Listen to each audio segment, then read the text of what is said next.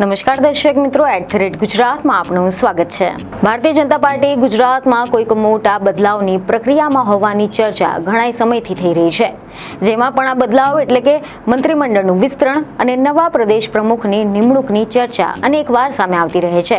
ગુજરાત ભાજપ માટે લાંબા સમયથી પ્રદેશ પ્રમુખને લઈને કોંકણું ગૂંચવાયેલું રહ્યું છે, ત્યારે કોણ નવા પ્રદેશ પ્રમુખ ગુજરાત ભાજપને મળશે તેના પર સૌ કોઈની નજર ટકેલી છે। પરંતુ હવે તો આવામાં ગઢડા ખાતે કેબિનેટ મંત્રી કુંવરજી બાવળિયાએ પ્રદેશ પ્રમુખ અને મુખ્યમંત્રી લઈને મોટું નિવેદન આપ્યું છે અને આ નિવેદન પછી ફરી એકવાર ભાજપના નવા પ્રદેશ પ્રમુખની પસંદગીને લઈને અનેક અટકળો વહેતી થઈ ગઈ છે। તો ચાલો જાણીએ કે કેબિનેટ મંત્રીએ એવું તો શું નિવેદન આપ્યું છે કે જેના કારણે ફરી એકવાર ચર્ચાઓ જામી છે। તો આના અગાઉ એવા અહેવાલ સામે આવ્યા હતા કે હાલમાં તો CR પાટીલ ગુજરાત ભાજપના પ્રદેશ પ્રમુખ છે અને તેમણે ઘણીવાર જાહેર મંચ પરથી કહ્યું છે કે મને હવે પ્રદેશ પ્રમુખમાંથી મુક્તિ આપો, ત્યારે ટૂંક સમયમાં ગુજરાત ભાજપને નવા પ્રદેશ પ્રમુખ મળશે તેવી વાતો અનેકવાર ચર્ચાના ચકડોળે ચડતી હોય છે।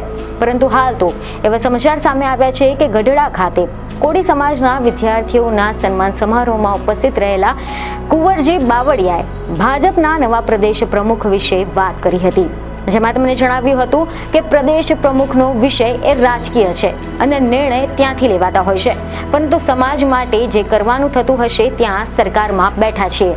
જોકે આ સિવાય ભવિષ્યમાં OBC સમાજના મુખ્યમંત્રી બનશે તેના જવાબમાં પણ કુંવરજી બાવળિયાએ મીડિયા સમક્ષ જણાવ્યું કે કોઈ પણ સમાજ એના હક અને એના અધિકારો માટે માંગણી કરી શકતો હોય છે।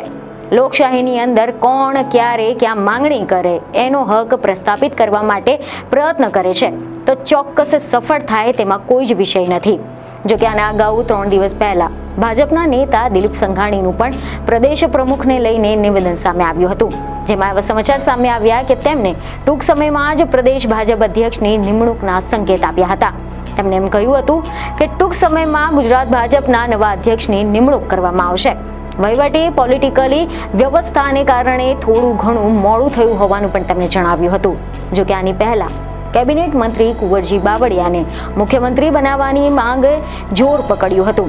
એવી ખબરો સામે આવી હતી કે કોળી સમાજના આગેવાનોએ પીએમને પત્ર લખીને આ માંગ કરી હતી કે પાંચાળ વિકાસ બોર્ડ સમસ્ત કોળી સમાજના પ્રમુખે PM મોદીને પત્ર લખ્યો હતો, જેમાં સમાજના પ્રમુખ વિનોદ વાલાણીએ જણાવ્યું હતું કે બાવળિયા 7 વખત ધારાસભ્ય અને 1 વખત સંસદ સભ્ય તરીકે ચૂંટાયા છે। ગુજરાતમાં 32% વસ્તી ધરાવતો સમુદાય કોળી સમાજ છે। મહત્વનું છે કે ભાજપ હાલ તો દેશમાં પોતાનું સ્થાન મજબૂત કરવામાં મથેલું છે, ત્યારે એવામાં ગત 20મી જુલાઈએ CR પાટીલને 5 વર્ષ પૂર્ણ થઈ ગયા હતા પ્રદેશ પ્રમુખ તરીકે અને તેમના સ્થાને હજી પણ કોઈને બિરાજવામાં નથી આવ્યા, જેથી ગુજરાત પ્રદેશ ભાજપના પ્રમુખ કોણ હશે તેના માટેની અટકળોનો અંત આવી જ નથી રહ્યો।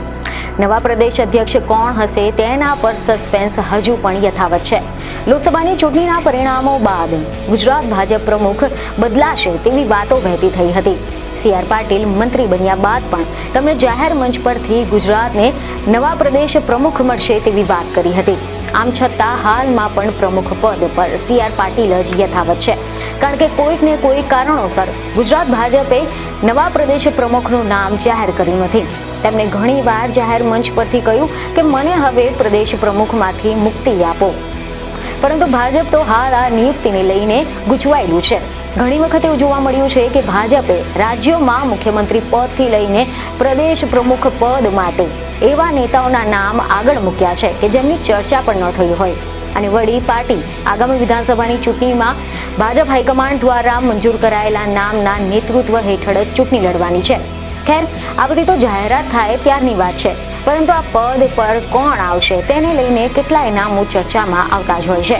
જોકે આના અગાઉ ગુજરાત ભાજપની હાલની સ્થિતિને જોતા નવા પ્રદેશ પ્રમુખ સૌરાષ્ટ્રમાંથી આવશે તેવી ચર્ચાએ જોર પકડ્યું હતું, કારણ કે રાજકીય નિષ્ણાતોનું માનવું છે કે સૌરાષ્ટ્રમાં અમરેલી હોય કે પછી રાજકોટ, જૂનાગઢ, પોરબંદર, જામનગર વગેરે સ્થળો પર ભાજપમાં આંતરિક વિખવાદ થઈ રહ્યો છે।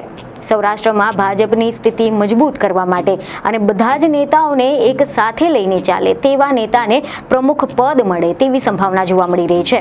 જે રીતે ભાજપે વર્ષ 2022માં યોજાયેલી ગુજરાત વિધાનસભાની ચૂંટણીમાં 156 સીટ જીતીને ઇતિહાસ રચ્યો હતો, તેમ છતાં પણ આ વખતની વિસાવદરની વિધાનસભાની પેટા ચૂંટણીમાં આ સીટ જીતી શકી ન હતી.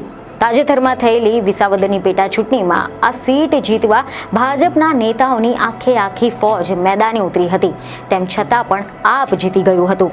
સૌરાષ્ટ્રમાં સંઘ અને સંગઠનમાં મજબૂત ચહેરો હોય તેવા નેતાને ગુજરાતની કમાન સોંપવામાં આવી તેવી ચર્ચા ચાલી રહી છે. તો આ સિવાય એવા અહેવાલ મળી રહ્યા છે કે ભાજપમાં પ્રદેશ પ્રમુખ અને મુખ્યપ્રધાન બંનેના જ્ઞાતિ સમીકરણના આધારે નિમણૂક થતી હોય છે, જેથી હાલ તો ગુજરાત ભાજપના નવા પ્રદેશ પ્રમુખના નામ અંગે પક્ષ હજુ પણ અવઢવમાં છે અને તેની પાછળ ક્ષત્રિય, પટેલ કે ઓબીસીમાંથી કયા સમાજમાંથી પ્રદેશ પ્રમુખ બનાવવામાં આવે એ અંગેની વિમાસણ જવાબદાર હોવાનું માનવામાં આવી રહ્યું છે. વિધાનસભાની ચૂંટણીના અગાઉ 100 બેઠક પર જીત મેળવવાનું લક્ષ્ય હતું, પરંતુ પેજ પ્રમુખ અભિયાન અને વર્ષ 2022માં વિધાનસભાની ચૂંટણીમાં ભાજપને અભૂતપૂર્વ બહુમત એટલે કે 156 બેઠકો અપાવીને CR પાટીલ ગુજરાતમાં જ નહીં પરંતુ સમગ્ર દેશના રાજકારણમાં પોતાની છાપ છોડવામાં સફળ રહ્યા હતા. આમ જોવા જઈએ તો પાટીલના કેબિનેટ મંત્રી બનવાની વાતને પણ ઘણો બધો સમય પસાર થઈ ગયો છે.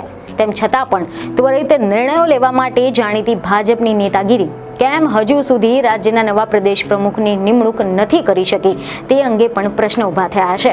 કેટલાક રાજકીય વિશેષકોનું માનવું છે કે જો ભાજપની વ્યૂહરચનાની જો આપણે વાત કરીએ તો જ્યારે પણ રાજ્યમાં મુખ્યમંત્રી પટેલ હોય તો પ્રદેશ પ્રમુખ ક્ષત્રિયને બનાવવામાં આવે છે, પરંતુ વર્ષ 2024માં થયેલા ક્ષત્રિયોના વિવાદ બાદ ભાજપમાં નવા પ્રદેશ પ્રમુખ બનાવવાની અવઢવ છે.